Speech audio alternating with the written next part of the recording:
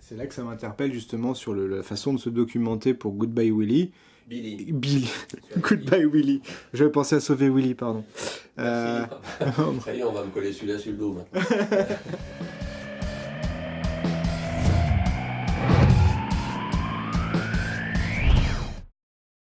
Laurent, après le post-apo qui te tient à cœur, je vois, tu es passé radicalement au thriller historique avec Goodbye Billy. Quelle a été ton envie justement de changer un peu de la SF et de partir dans un thriller historique, hein, avec comme tu disais tout à l'heure, des chapitres un peu plus courts Ça fait très longtemps que j'en lis. J'ai alterné depuis une dizaine d'années la lecture de la SF et du thriller. Et je lisais principalement des grands maîtres américains du thriller, ou on va dire peut-être précurseurs même américains. Notamment un, c'est pas, enfin je veux pas dire qu'il écrit mal, mais c'est pas spécialement extrêmement littéraire, comme par exemple tout à l'heure je te faisais voir De sang-froid de Truman Capote. Là, on est dans la littérature, quoi. En revanche, par exemple, quelqu'un comme Clive Cussler, il fait pas de la littérature, il fait de l'efficace. On est vraiment dans la grosse artillerie de thriller avec de l'aventure et un mélange d'histoire aussi, parce qu'ils vont toujours chercher un truc. Il y a toujours un épisode qui se passe dans l'Antiquité ou je sais pas quoi, avec une connexion dans le présent. Donc c'est cette chose-là qui me plaisait. Et j'ai proposé ça à mon éditeur, critique. Béni soit critique. Bon, si je suis obligé par contrat. Bon. Ah oui, oui, on laissera. Donc,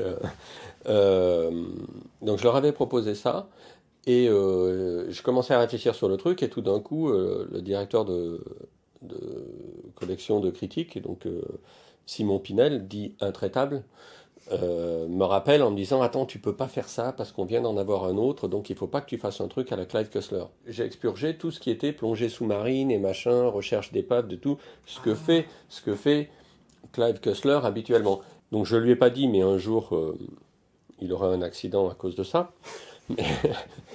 Donc voilà un scoop déjà. Voilà. Le scoop du blog.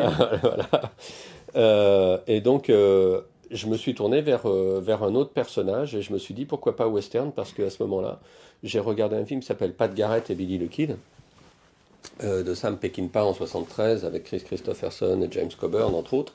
Et vraiment, il y a une imagerie qui me plaisait dans le western et peut-être que j'aurais écrit du western si j'avais pas écrit de la SF.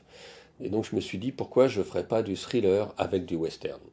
Et donc je me suis documenté sur William Harrison Bonnet, autrement dit Billy the Kid, et pour voir comment s'était déroulée réellement sa courte vie, et par rapport à ce qu'on en connaît. Donc ce film-là, il se trouve que l'imagerie est très belle, la reconstitution, costume, lieu, tout ça est très, très, très léché, très soigné, parce que c'est quand même un western américain, les mecs savent comment c'est foutu chez eux quand même. Et puis Sam Peckinpah, c'est pas non plus la moitié d'un réalisateur. En revanche, historiquement, c'est la banane, hein. Le travail de documentation, c'est un truc qui me plaît pratiquement autant que écrire.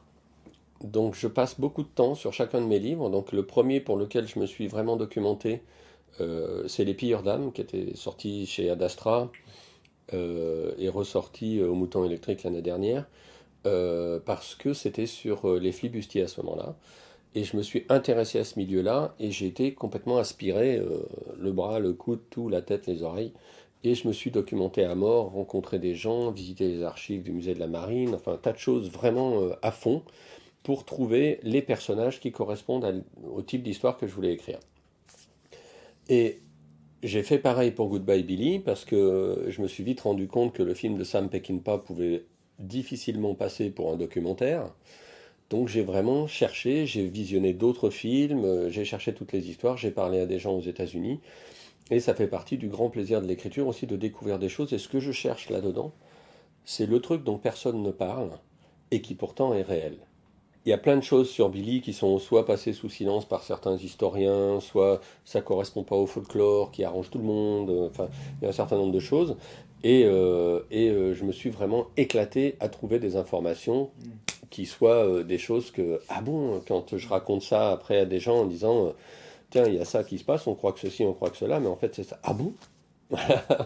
C'est d'avoir un personnage suffisamment attachant, un personnage que tout le monde identifie au premier coup d'œil et dont tout le monde a une image visuelle, une image mentale. Parce que quand on dit Billy le Kid, il y a des gens, ils peuvent être complètement à côté, ils peuvent penser que c'est un gangster ou je ne sais quoi. Ils ne le situent pas dans le temps forcément. Et ceux qui le pensent que c'est un cow-boy pensent que c'est un gars qui braquait des banques, tout ça, il n'a jamais fait ça de sa vie. Donc, mais voilà, tout ce qui lui est arrivé globalement par hasard à Billy.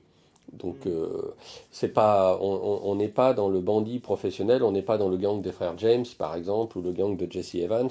On est dans un pauvre gamin tout seul à qui il arrive tout un tas de trucs et qui s'en sort comme il peut, qui profite un peu de la situation aussi, qui est un petit gars espiègle euh, et qui est un endroit, une espèce de carrefour de l'histoire au Nouveau-Mexique qui n'est pas encore un État, qui est encore un territoire. À la même époque, il y avait par exemple Guggia, qui est Geronimo, qui s'est vissé au même moment avec ses Apaches Chiricahua dans la même zone. Donc ça crée tout un tas de choses, tout un tas d'histoires, toute une imagerie qui sont largement suffisantes pour créer quelque chose, quoi. Parce qu'il y a vraiment un terreau extrêmement fertile dans cette région-là et avec cette bande-là. Sans compter que c'est quoi le western? Le western, c'est tout ce que les petits garçons commencent à jouer au cow-boy, quoi. C'est un truc quand j'étais gamin, tout le monde avait un pistolet en plastique et voilà, on se chassait. Un coup tu faisais l'Indien, un coup tu faisais le cow-boy. Donc après, on en avait une image tronquée par les westerns américains de l'époque. La documentation, c'est un truc extrêmement important pour moi. Et il est très important pour moi de mettre des informations exactes dedans. Et au moment où je diverge de la réalité, c'est-à-dire que j'entre dans une zone où on ne sait pas ce que la personne a fait, là, il y a une grande zone d'ombre sur Billy. Est-il ou n'est-il pas mort le 14 juillet 1881? Je pense que non. Et je ne suis pas le seul à penser que non, et pour des raisons tout à fait valables. Maintenant, si on demandait à un policier d'analyser les faits et de dire à votre avis qu'est-ce qui s'est passé, il dirait mais ce mec est pas mort, jamais de la vie. Parce que ça se serait pas passé comme ça, parce que pour tout un tas de raisons, voilà. Et je pense que il n'est pas mort et qu'il est resté jusque dans les années 50. Voilà.